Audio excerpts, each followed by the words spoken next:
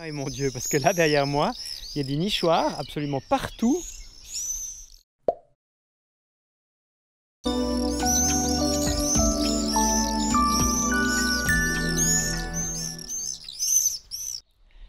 Venez voir, c'est incroyable. Dans ce jardin, il y a une rivière, une vraie rivière. Et puis là, un nichoir. En fait, il y a des nichoirs partout dans ce jardin. Là, juste derrière moi, c'est le modèle HLM. Pas mal, hein? Puis là, dans les bordures, il y a des super coins de prairie avec ces magnifiques marguerites.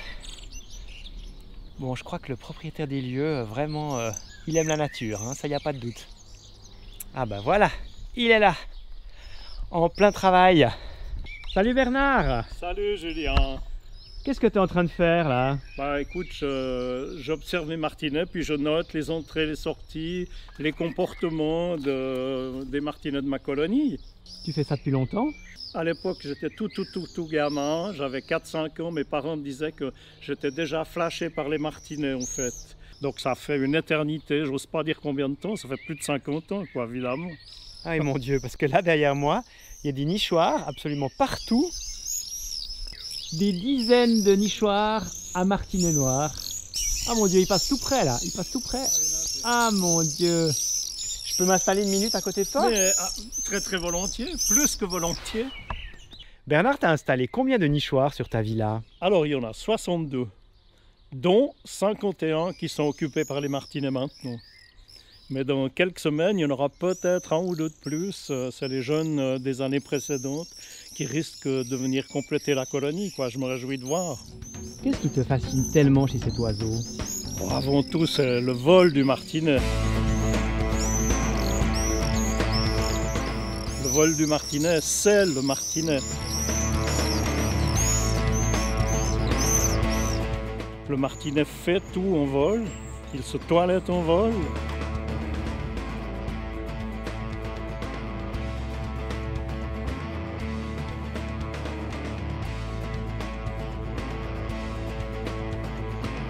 Il mange en vol, il boit en vol. Il copule en vol.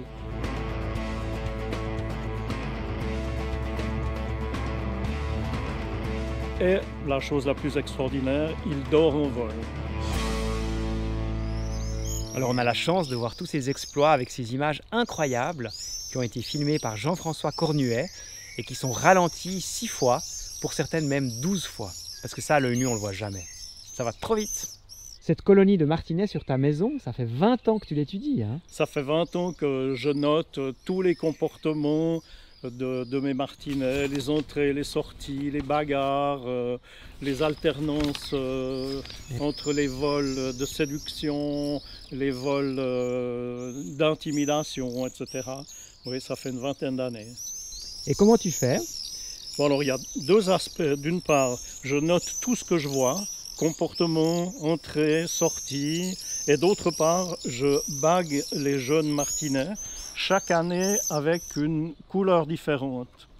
L'année passée, les martinets étaient bagués en couleur jaune citron. L'année en 2019, ils étaient bagués en bleu des mers du Sud, ce qui fait que dans les années où ils reviennent à la colonie, lorsqu'ils arrivent vers le nid qu'ils convoitent ou qu'ils veulent explorer, ils lancent les pattes en avant pour faire semblant de s'accrocher. C'est ce qu'on appelle les effleureurs. Alors au moment où ils lancent les pattes en avant, moi je les prends en photo en rafale avec cet appareil qui est focalisé sur un certain nombre de nichoirs, toujours les mêmes, ce qui fait que j'arrive à déterminer qui vient quand, quelle génération vient à quel moment.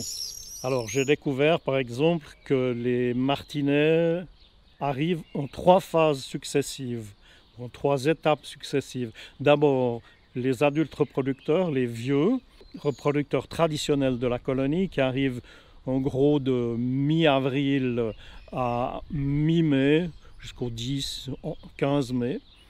Ensuite, la génération des 2-3 ans qui sont dont certains sont déjà matures, d'autres pas.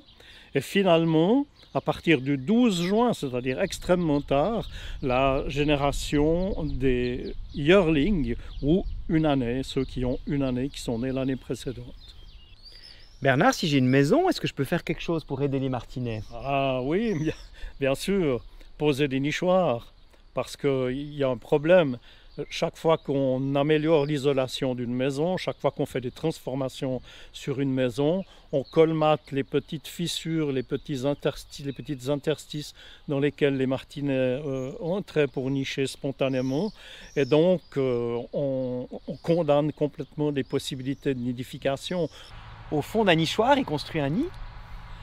Oui, le martinet construit un nid au fond du nichoir, mais comme il ne se pose jamais, il ne peut pas aller chercher des fétus de paille par terre. Il est obligé de capturer au vol tous les éléments qu'il veut pour les agglomérer dans son nid. Donc ça peut prendre beaucoup de temps, surtout une saison où il y a très peu de vent. Donc on a trouvé une solution. Pour l'aider. Pour l'aider. La solution, c'est de lui poser au fond de son nid, au fond de son nichoir, une cupule en liège aggloméré de ce type-là, qui n'est pas plus profonde que le nid qu'il aurait fait lui-même, qui est exactement de la même profondeur. C'est-à-dire c'est vraiment très peu profond. Si vous avez envie de voir ce qui se passe dans un de ces nichoirs, eh bien on a installé une webcam pour suivre vraiment au jour le jour une famille de martinets. Et vous allez voir sur salamandre.org/martinet.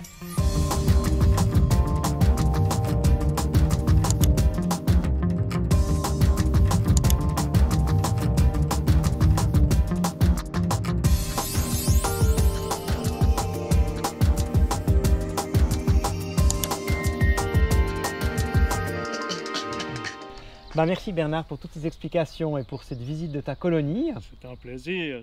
Et puis si vous avez envie d'en savoir plus sur les martinets, il y a un très joli livre édité par la Salamandre, un roman graphique où on découvre les aventures d'une petite fille qui explore ce monde fabuleux du martinet noir. Un très joli petit ouvrage que vous pouvez commander en cliquant sur le lien à la fin de cette vidéo. Et moi je vous donne rendez-vous la semaine prochaine sur laminutenature.net. A plus!